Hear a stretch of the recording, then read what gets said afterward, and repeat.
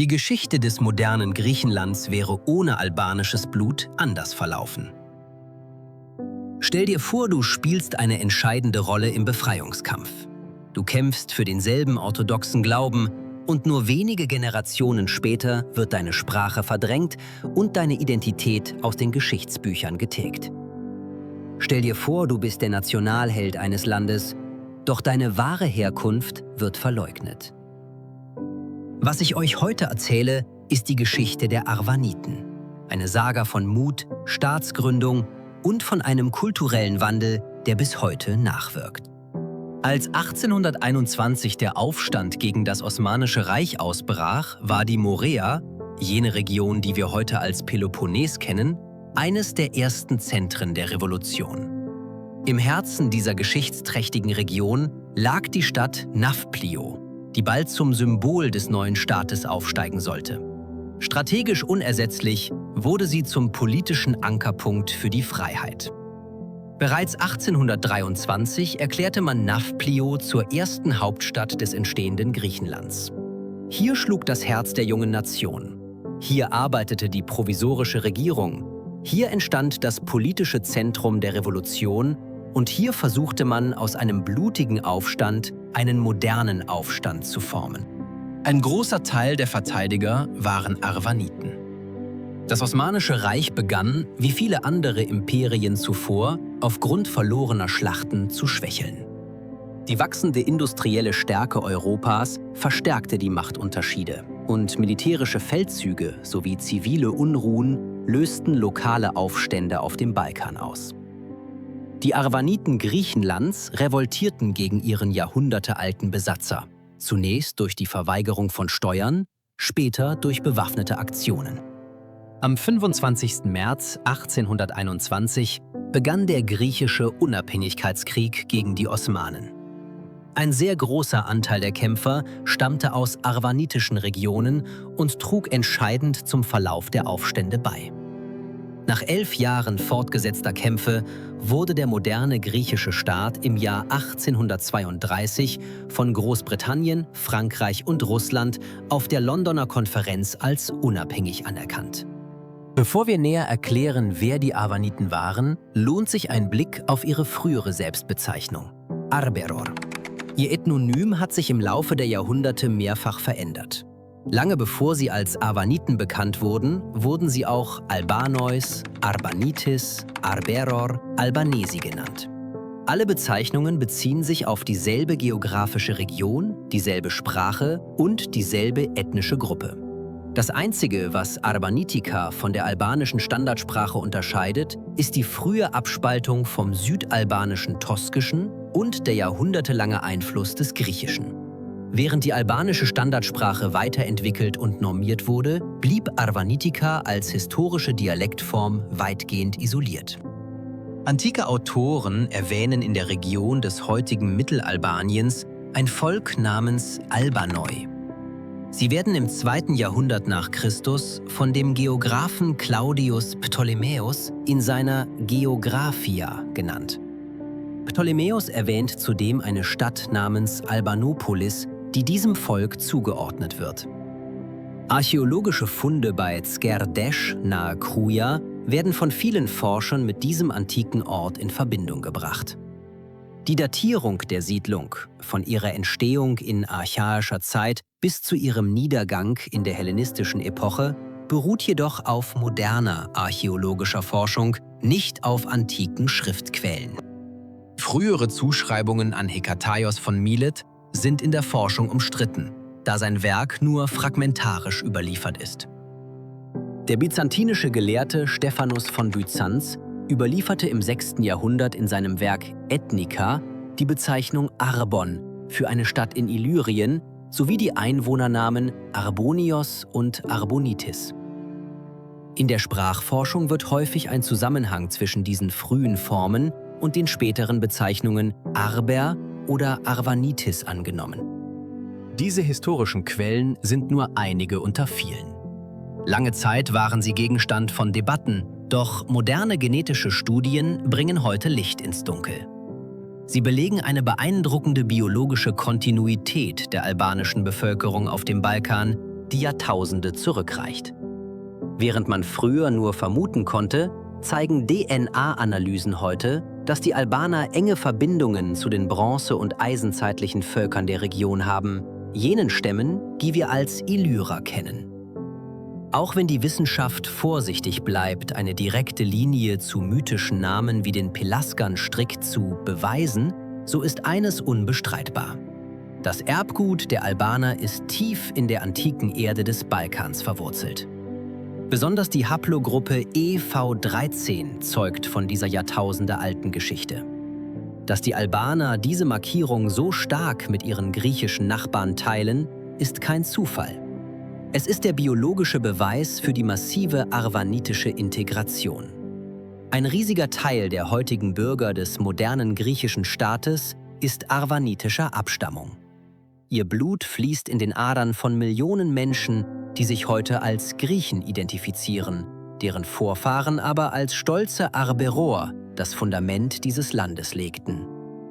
Es ist eine gemeinsame Identität, die lange vor den modernen Grenzen geschmiedet wurde und die beweist, dass die Geschichte Griechenlands ohne das albanische Element schlichtweg nicht existieren würde. Im Mittelalter führten verschiedene historische Ereignisse zu Migrationen der Arberoer. Die erste belegte Welle fällt in die byzantinische Ära zwischen dem späten 10. und frühen 14. Jahrhundert, als Aufstände gegen byzantinische Herrscher gewaltsam unterdrückt wurden. Michael Attaleiatis berichtet, dass eine Gruppe von Albanoi im Jahre 1042 Georg Maniakes im Aufstand gegen Konstantinopel unterstützte.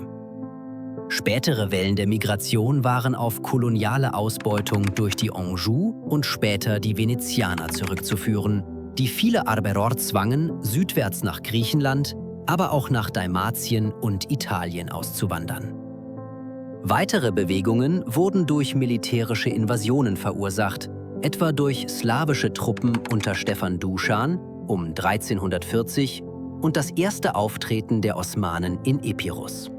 In dieser Ära des ständigen Wandels formierte sich eine Kriegerkaste, die den Balkan und Europa für Jahrhunderte prägen sollte: die Stratioten.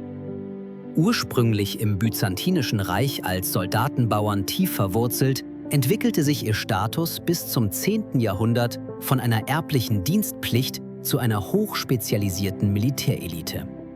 Sie erhielten nach byzantinischem Recht die Roga, ein Begriff für den Sold, der im Albanischen bis heute schlicht Gehalt bedeutet.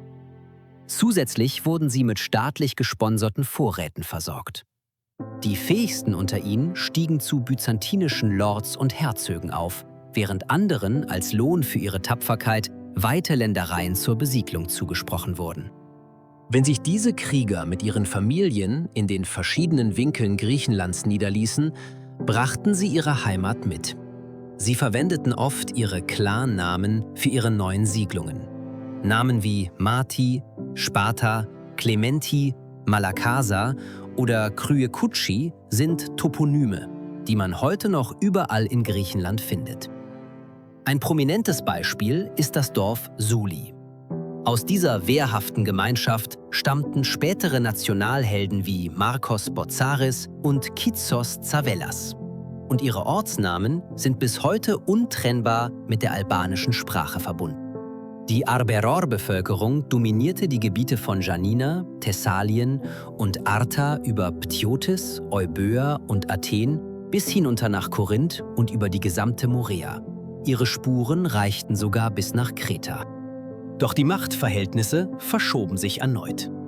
Die Republik Venedig, die damals über große Teile des Balkans herrschte, erkannte die militärische Brillanz der albanischen Stratioten und nahm sie unter venezianischem Recht in ihren Dienst.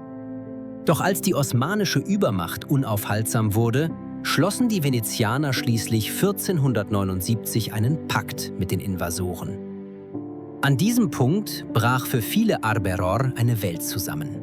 Während einige blieben und gegen diesen Verrat rebellierten, wählten Zehntausende den Weg ins Ungewisse. Sie flohen über das Meer nach Italien und wurden dort als Arberesch bekannt. Besonders diejenigen, die die Morea verlassen mussten, nahmen ein Lied mit ins Exil, das zur Hymne ihres Schmerzes wurde. Manche mögen heute denken, es sei ein Lied über ein schönes Mädchen. Doch in Wahrheit ist es die bittere Klage eines Volkes, das gezwungen war, seine Heimat Morea für immer hinter sich zu lassen und sie nie wiedersehen durfte. Trotz turbulenter Jahrhunderte voller Konflikte und Krieg hatte das Osmanische Reich auch positive Perioden. Besonders im 17. Jahrhundert war die islamische Wissenschaft sehr fortschrittlich. Bis zu einem gewissen Grad galten die Osmanen weltweit als die Elite der Zivilisation, die ihre eigene Lebensweise, Musik, Staatsführung und vieles mehr geschaffen hatte. Während dieser Zeit besuchten Kaufleute, Diplomaten, Künstler, Gelehrte, neugierige Reisende, Archäologen und sogar Söldner aus ganz Europa Griechenland. In vielen ihrer Notizen und veröffentlichten Bücher stoßen wir auf eine vergessene Realität, die unerfahrene Historiker noch immer verblüfft. Diese frühen Reisenden waren von Büchern und Erzählungen über die alten Griechen und den inspirierenden Gedichten von Platon und der Glorie Spartas beeinflusst. In der Erwartung, die alten Griechen in Tuniken gekleidet vorzufinden, fanden sie stattdessen einen Ort voller gemischter Völker. Albaner, Rumioten, Walachen, Araber, Slawen und sogar Juden. Am überraschendsten für viele Reisende war, dass fast keiner dieser Stämme ein Wort der griechischen Sprache sprechen konnte. Der englische Politiker John Cam Hobhouse reiste 1810 nach Athen und identifizierte die Plaka als ein stark albanisches Viertel. Während der Name heute oft griechisch gedeutet wird, verweist seine Geschichte auf die tiefe Verwurzelung der Bewohner, die das Viertel als das alte Plake kannten. Hobhouse schrieb: Die Albaner bildeten fast die gesamte Bevölkerung von Attika. Und innerhalb von 3 Wegstunden von der Hauptstadt finden sich Dörfer, in denen Griechisch kaum verstanden wird. Der Arzt, Diplomat und Schriftsteller François Pouqueville wurde 1806 im Auftrag der französischen Regierung zum Konsul von Ioannina ernannt. Während seines Aufenthalts freundete er sich eng mit Ali Pascha Tepelena an und bietet in seinem Buch eine detaillierte Beschreibung der Albaner. Wir sehen in den Haltungen und Manieren der Menschen von Epirus immer noch die Soldaten Alexanders, des Pyrrhus und des Skanderbeg. Mit solchen Männern, gut diszipliniert, könnte ein genialer Befehlshaber Wunder bewirken und das ganze Antlitz des Ostens verändern. Sie allein haben im verfallenen Zustand des Reiches ihren ursprünglichen Charakter bewahrt. Im späten 18. Jahrhundert war das britische Empire besorgt wegen Ali Pascha Tepelena. Er war zu einem Ärgernis in ihrem Feldzug gegen das Osmanische Reich geworden und im Dezember 1803 wurde John Philip Moria zum Generalkonsul in Albanien ernannt, um Informationen für die britische Regierung zu sammeln. Während seines Aufenthalts machte er viele Bemerkungen über die Albaner. Sie bewahren viel von der Wildheit der Spartaner, deren Nachfahren sie sein sollen. Ihre Kleidung würde diese Annahme begünstigen, wegen ihrer Ähnlichkeit mit der Tunika. Sie tragen einen Brustpanzer aus Silber und viele von ihnen gehen in Sandalen. Der vordere Teil ihres Kopfes ist bis zur Mitte des Scheitels rasiert und nur ein Haarbüschel hängt lose am Hinterkopf herab. Eine rote Tuchkappe reicht weit über ihre Augenbrauen und verleiht ihnen ein sehr wildes Aussehen. Ihre Musketen sind leicht und am Kolbenende wie ein Tomahawk geformt. Doch es war nicht nur die Bewaffnung, die die Europäer in Staunen versetzte.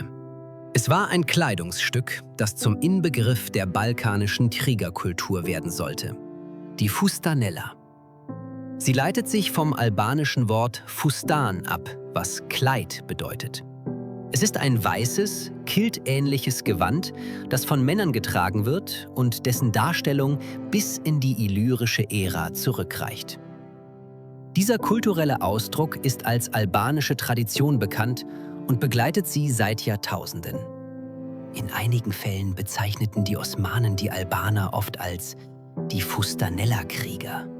Ein Pseudonym, das keiner anderen ethnischen Gruppe auf dem Balkan gegeben wurde. Das Aussehen dieses Gewandes faszinierte viele berühmte Reisende, wie den französischen Künstler Eugène Delacroix, den Maler Jean-Léon Gérôme den Briten George Denis Beresford und viele mehr. Am bekanntesten ist jedoch Lord George Byron. Von seinen Reisen nach Griechenland im Jahr 1811 war George Byron so beeindruckt von der Pracht der Fustanella, dass er sich selbst eine kaufte. Seine Liebe zu diesem Gewand beschrieb er in einem Brief an seine Mutter. Die Albaner in ihren Gewändern, den prächtigsten der Welt, bestehend aus einem langen weißen Kilt, einem goldgewirkten Umhang, purpurnem Samt, einer goldverzierten Jacke und Weste, mit silberbeschlagenen Pistolen und Dolchen. Obwohl die Fustanella mit der albanischen Tradition verbunden ist, wurde die kürzere Version dieses Gewandes zur nationalen griechischen Tracht, die noch heute von der griechischen Präsidialgarde getragen wird. Obwohl viele der avanitischen Kriegshelden heute bekannt sind, hielt man sie einst für eine rückständige Gesellschaft. Sogar einige Avaniten glaubten dies, weil sie die Geschichte ihrer Vorfahren nicht kannten. Jahrzehntelang lehnte die griechische Regierung die avanitische Identität und Sprache ab, nannte sie Verräter, inhaftierte sie und tötete sogar viele von ihnen durch Verrat. Alles in der Absicht, die Avaniten von ihren Wurzeln in Griechenland zu entfremden.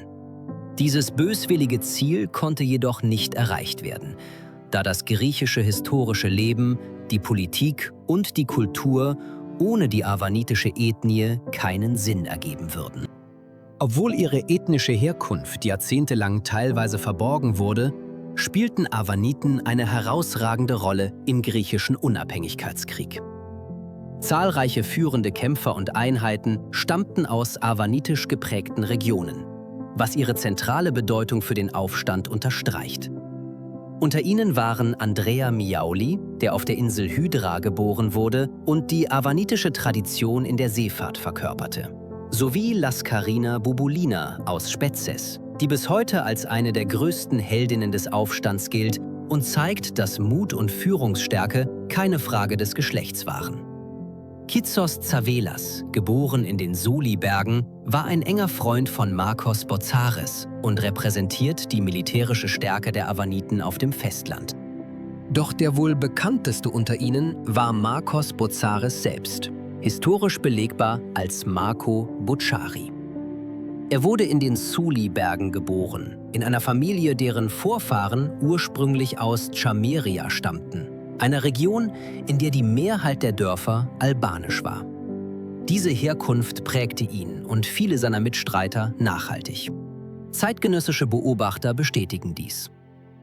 Der Engländer William Martin Leake stellte fest, dass der Ursprung der Sulioten in Chameria liegt, einem der 4 Zweige der albanischen Bevölkerung. Die Sprache, die sie benutzten, war Albanisch, der Dialekt von Chameria. Am 9. August 1823 wurde Marko Botschari im Kampf gegen die Armee von Mustafa Bushatliu getötet, dem Pascha von Skodra, der ebenfalls Albaner war. Legenden besagen, dass Marko Botschari im Sterben auf Albanisch seufzte, was seinen Mörder Leshi I Si verwirrte, der fassungslos stehen blieb. Er fragte: „Warum sprichst du Albanisch? Bist du Albaner?“ Im Jahr 1832 beschlagnahmten und verbrannten Papakosta und Mamouras auf Befehl der damaligen griechischen Regierung das Haus von Noti Bozari sowie alle historischen Dokumente des Botzaris-Stammes und ihrer Herkunft. So verschwand ein umfangreiches historisches Archiv, das bewies, dass die Arvaniten und die Sulioten Söhne Albaniens waren. Τούρκους, Ρουμάνους, Σέρβους, Βούλγαρους κτλ. Μακριά. Σε 10 χρόνια όλοι οι Αλβανοί που έχουν έρθει από την Αλβανία θα είναι όχι Έλληνες. Μα είναι ήδη Έλληνες. Τα παιδιά τους είναι Έλληνες. Αυτό ο Παπαρηγόπουλος το βάζει πολύ σωστά. Είναι καλό μάθημα. Ξέρεις, η Ελληνική Επανάσταση δεν έγινε μόνο από Έλληνες. Έγινε από Σουλιώτες. Τι ήταν οι Σουλιώτες? Αρβανίτες. Θα μου πεις, ήταν ελληνόφωνοι. Βεβαίως ήταν, γιατί ήταν όλοι ελληνόφωνοι. Θέλω να πω, τα ελληνικά τότε ήταν σαν τα αγγλικά σήμερα. Αλλά Αρβανίτες ήταν οι άνθρωποι. Από την Αλβανία προήλθαν οι Σουλιώτες. Ήταν οι ήρωες του ελληνισμού. Ποιος κράτησε το Μεσολόγγι? Οι Σουλιώτες. Είναι πολύ ενδιαφέρον. Laut Studien des albanischen Historikers Arben Paytim Lalla in seinem Buch Arvaniten, die Gründer des modernen Griechenlands, war der arvanitische Aufstand von 1821 generell eine von Albanern unter Ali Pascha Tepelena initiierte Bewegung. Mehrere Jahre vor 1821 hatte Ali Pascha sich geweigert, Steuern an den Sultan zu zahlen. Die Idee, keine Steuern zu zahlen, verbreitete sich in ganz Griechenland. Und am 14. März 1821 wurden osmanische Steuereintreiber in Kalavryta ermordet. Diese Aktionen wurden massiv von den Großmächten Großbritannien, Frankreich, Deutschland und Russland unterstützt, die die rebellische Situation in Epirus für ihre eigenen Interessen ausnutzten. Zahlreiche griechische Gelehrte, aber auch viele ausländische Historiker und Publizisten teilen die Ansicht, dass Griechenland nicht dank seines Bürgerkriegs von 1821 zu einem Staat wurde, sondern durch die Intervention der britischen, französischen und russischen Flotten. Ihr vernichtender Sieg über die vereinte osmanisch-ägyptische Flotte in der Schlacht von Navarino am 20. Oktober 1827 schuf gewaltsam und effektiv einen unabhängigen griechischen Staat. Organisiert von den damaligen Supermächten wurde dieses Projekt von 1821 zu einer Operation ausländischer Geheimdienste, die ihre finanziellen Interessen bei der Schaffung des modernen griechischen Staates durchsetzten. Die Supermächte, die über Jahre in die Zerstörung des Osmanischen Reiches investiert hatten, wollten nicht zulassen, dass dieses freiheitsliebende Volk sein Land selbst verwaltet. Dies wird deutlich, als der britische Außenminister Lord Palmerston mit französischen und russischen Diplomaten vereinbarte, dass Griechenland eine Monarchie sein sollte. König Ludwig I. von Bayern, der dieses Projekt leitete, war ein leidenschaftlicher Unterstützer des Philhellenismus und der griechischen Revolution. Neuere Forschungen bekannter griechischer Historiker haben aufgedeckt, dass Marco Bocciari und die Sulioten in all ihren Feldzügen niemals eine der Flaggen verwendeten, die heute von Historikern anerkannt werden. Die Sulioten hatten nicht einmal die Absicht, einen griechischen Staat zu gründen. Sie wollten lediglich für ihre Freiheit gegen einen jahrhundertealten Besatzer kämpfen. Έχοντας μια ελληνική εθνική υπερηφάνεια, ισχυρίζονται ότι ήταν Έλληνες. Οι Ζουλιώτες ήταν Έλληνες και καθεαυτού Έλληνες. Έλληνες σε μια εποχή που κανείς δεν ξέρει τι είναι η Ελλάδα, που έχουμε μια Οθωμανική αυτοκρατορία, που έχουμε φυλές από όλο τον κόσμο εδώ πέρα μαζεμένες. Μπορεί να ήταν Αλβανοί. Χριστιανοί, Ορθόδοξοι. Μπορεί να μην μιλάγανε ελληνικά. Δεν ξέραν την Ελλάδα σίγουρα. Και αν παλέψανε για την ελευθερία. Την ελευθερία τους. Την ελευθερία αυτού εδώ του τόπου. Δώσαν ένα παράδειγμα σε όλους τους κατοίκους τούτης της χώρας. Ότι η ελευθερία θέλει αχαμνά για να την έχεις. Doch mit der Gründung des modernen griechischen Staates veränderte sich die Situation grundlegend. König Ludwig I. ernannte seinen 17-jährigen Sohn, Prinz Otto von Bayern, zum König von Griechenland. Konfrontiert mit der Realität einer Bevölkerung voller Arvaniten, startete Prinz Otto eine Assimilationsreform. Eine griechisch-nationalistische Agenda nahm Gestalt an, bei der Arvaniten, Romioten, Walachen, Araber, Slawen und Juden ihre eigene Identität verlieren mussten. Notfalls mit Gewalt. Während man die Statuen der arvanitischen Helden feierte, löschte man ihre Sprache, ihre Wurzeln und ihre Identität systematisch aus den Geschichtsbüchern. Nur wenige Jahre später, im Zuge der Balkankriege von 1912 bis 1913, änderte sich das Schicksal der albanischen Gebiete dramatisch. Serbien, Bulgarien, Griechenland und Montenegro erklärten dem Osmanischen Reich den Krieg. In den Wirren dieser Kämpfe wurden Zehntausende Soldaten getötet und Hunderttausende Zivilisten in die Flucht getrieben. Die Region Chameria, einst Teil albanischen Siedlungsgebiets und überwiegend von Albanern bewohnt, wurde von Griechenland annektiert. Osmanische Statistiken von 1908 belegen die demografische Realität.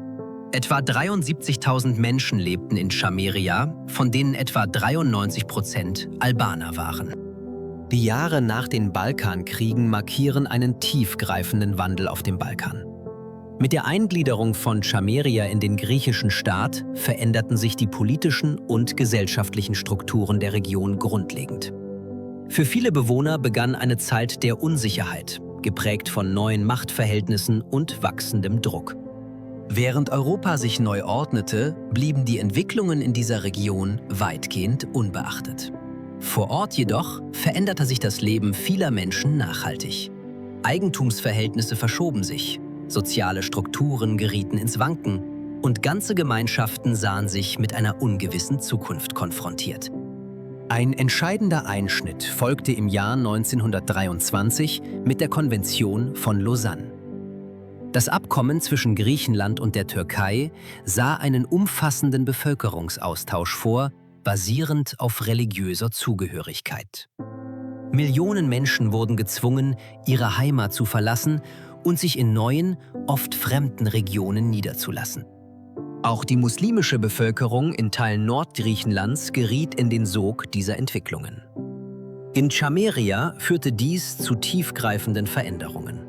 Viele Menschen verloren ihr Land, andere verließen unter Druck ihre Heimat, während neue Siedler in der Region angesiedelt wurden. Die demografische Struktur wandelte sich innerhalb weniger Jahre grundlegend. Parallel dazu verlief ein weniger sichtbarer, aber langfristiger Prozess: die kulturelle Assimilation. Besonders die orthodoxen Albaner, die Arvaniten, passten sich im Laufe der Zeit zunehmend der dominanten nationalen Identität an. Sprache und Traditionen traten in den Hintergrund, während sich neue Formen der Zugehörigkeit entwickelten.